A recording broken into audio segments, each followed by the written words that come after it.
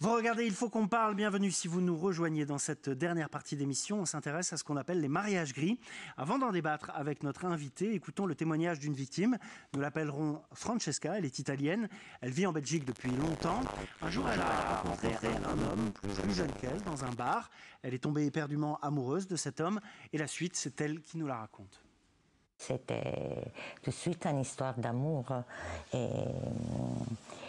Et lui, à un premier moment, a insisté tout de suite pour un mariage religieux que j'ai accepté. Et après, on a commencé la procédure pour un mariage civil. Parce que lui est sans papier, et moi je suis européenne, et avec mon mariage avec moi, lui peut obtenir son papier. Et c'est débrouillé qu'on a fait un premier dossier à la commune d'Anderlecht, qui n'ont refusé. Et après, on a présenté à la commune de Wavre, qui a accepté les dossiers, et nous les sommes mariés civilement. Et le jour même du décès de mon papa, lui est parti en vacances en Algérie, qui c'est son pays d'origine, et a passé un mois avec sa famille, avec ses amis, à la mer, s'amuser, et m'a laissée toute seule dans ce moment terrible de ma vie. Quand lui est retourné, moi j'ai l'intention de divorcer tout de suite parce que je n'ai pas accepté cette chose. Mais lui est revenu avec l'intention de changer, m'a demandé pardon. Je suis désolée, a intervenu aussi sa famille de l'Algérie pour s'excuser avec moi. Et moi, je croyais qu'effectivement, lui devait changer. Mais ce n'a pas été comme ça. Juste le temps qu'il lui a obtenu son papier, et lui, c'est parti le jour au lendemain. Je n'ai plus eu ces nouvelles. J'ai rencontré beaucoup de personnes victimes de mariages gris et tout, on s'est rendu compte que les sans-papiers suivent les mêmes méthodes. Et toutes les femmes et les hommes aussi qui sont victimes des mariages gris, on a passé les mêmes situations. Et notre invité pour continuer d'en parler, c'est Maître Laurent Lévy. Bonjour. Bonjour. Merci d'être là. Alors Francesca, on l'appellera Francesca, c'est votre cliente, et elle m'a dit, ce que je veux bien croire, que vous êtes l'un des meilleurs avocats pénalistes de Belgique. Elle est très heureuse de votre conseil, que vous soyez là avec elle. Elle a eu des déboires aussi avec d'autres avocats. Je l'ai senti quand même en difficulté. Est-ce que vous pouvez nous parler du préjudice que c'est, ce que ça représente, le mariage gris, mais peut-être d'abord définir, au fond, c'est quoi un mariage gris?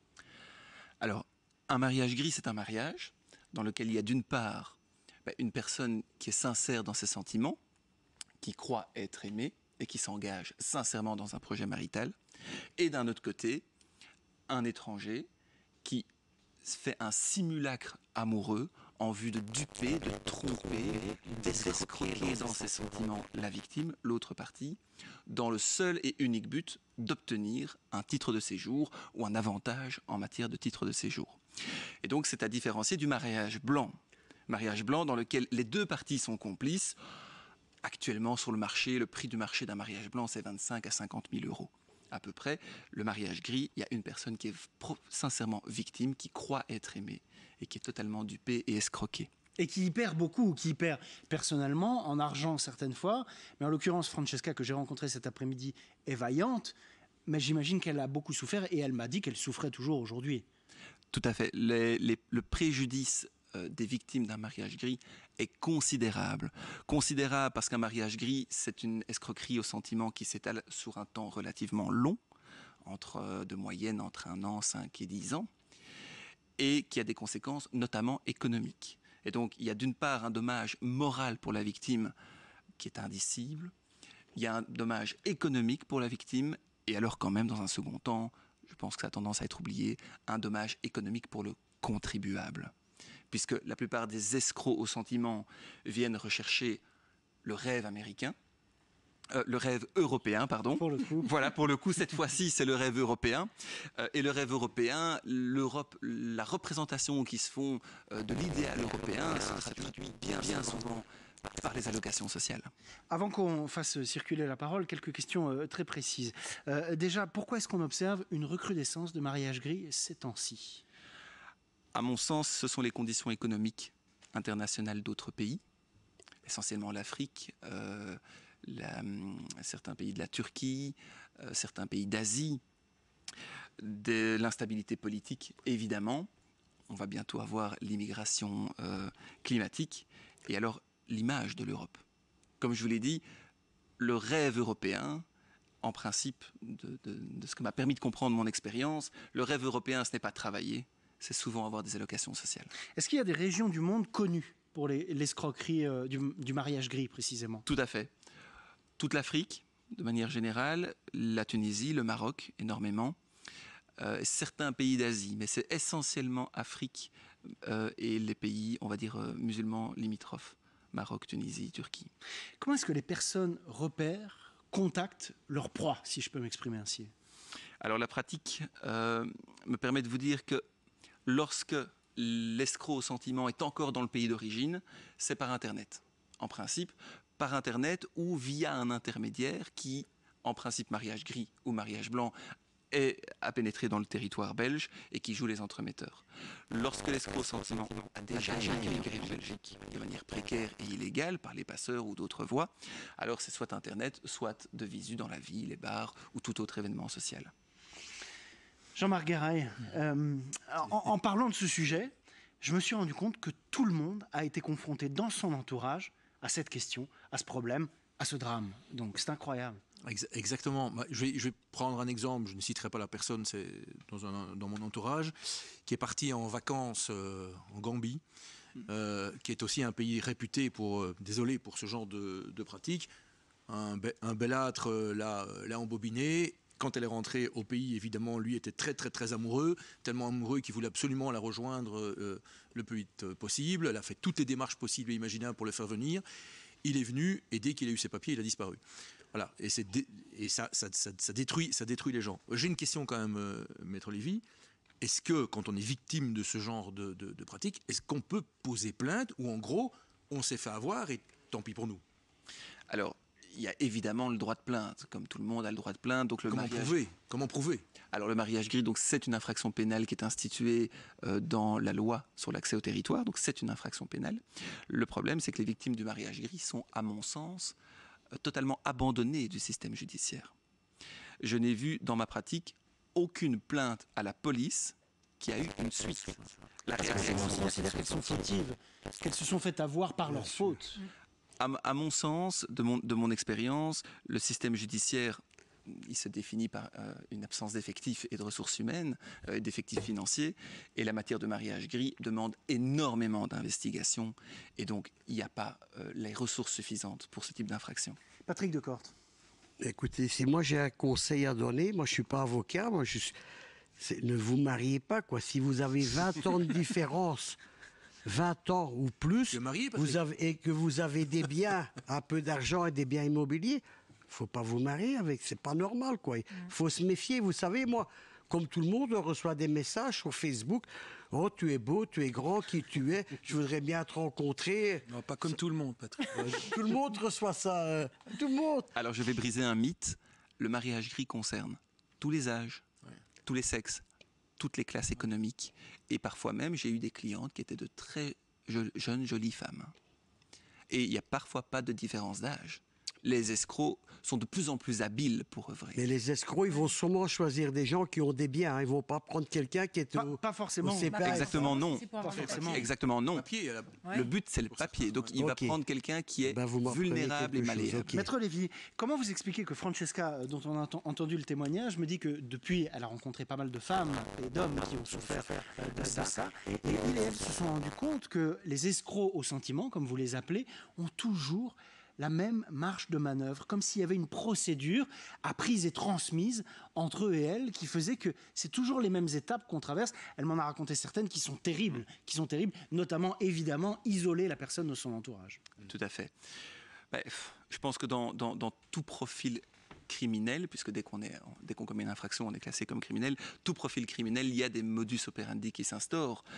Il ne doit pas y avoir 36 manières de pratiquer ce genre de duperie. C'est d'abord séduire, créer un simulacre amoureux, redonner confiance en elle-même et une image valorisante que peut avoir la victime d'elle-même, pour ensuite l'isoler. En principe, dans la grande précipitation, faire un mariage. parfois même en son absence, ça m'est déjà arrivé. Et parfois même faire un enfant. Ah, le bébé papier, ça c'est une étape ultérieure. C'est quand la victime demande de dissoudre l'union, parce qu'à un moment il s'aperçoit, les voyants sont au rouge, il s'aperçoit, alors il y a 2 manières de garder le titre de séjour. Faire un bébé ou faire venir un enfant. Et simuler des violences conjugales, je trouve ça dans 80% de mes dossiers. 80% de vos dossiers. 80%. Je vous en prie, Alain Kupchik. Oui, parce que quand est-ce que les voyants s'allument, justement? Comment? Qu'est-ce qu'on constate tout à coup au bout de 5, 7 ans Quand est-ce qu'on se réveille, en fait? Quand est-ce qu'on se réveille? Quand est-ce que le rideau tombe? Alors, normalement, l'union est censée durer 5 ans. 5 ans, au travers de laquelle, jour pour jour, chaque jour, la victime attend l'amour de l'escroc et l'escroc est censé simuler de l'amour. Vous imaginez bien que ça ne tient pas. Et donc, il y a un moment, la famille, l'entourage sert de signal d'alarme. Et puis, il y a une dispute ou autre, des révélations ou un élément déclencheur.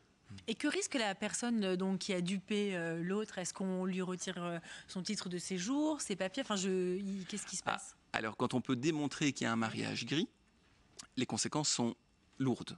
Premièrement, il doit indemniser financièrement la victime pour le préjudice subi. Il n'a droit à évidemment aucune pension alimentaire et il n'y a aucune dissolution du régime matrimonial.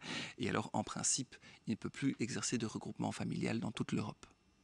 Dans un long article d'Emmanuel Joa paru récemment dans Paris Match, on trouve même le témoignage d'un homme qui rencontre une femme à distance, elle est en Algérie, et ensuite il se rend compte qu'il a été marié malgré lui. Comment c'est possible ça? Tout à fait. Alors je tiens à préciser que finalement, on a annulé son mariage. Donc c'est une affaire gagnée. C'est-à-dire que la Belgique l'a reconnu dans un second temps, ce mariage, et il a été annulé. Mais comment on peut être marié malgré soi? J'ai du mal à comprendre. Alors je vais reprendre les termes de l'Union européenne. Corruption documentaire. Donc, tous les pays sont concernés par la corruption à différents degrés. D'autres pays le sont beaucoup plus. Et il y a certains pays dans lesquels on peut, avec 50 €, corrompre un greffier et lancer une procédure de reconnaissance de fiançailles ou de mariage à l'insu de la personne. Donc, il y a de la corruption forcément derrière. J'ai quand même beaucoup de dossiers dans lesquels il y a une corruption sur les documents officiels. On fait des faux, quoi. Oui.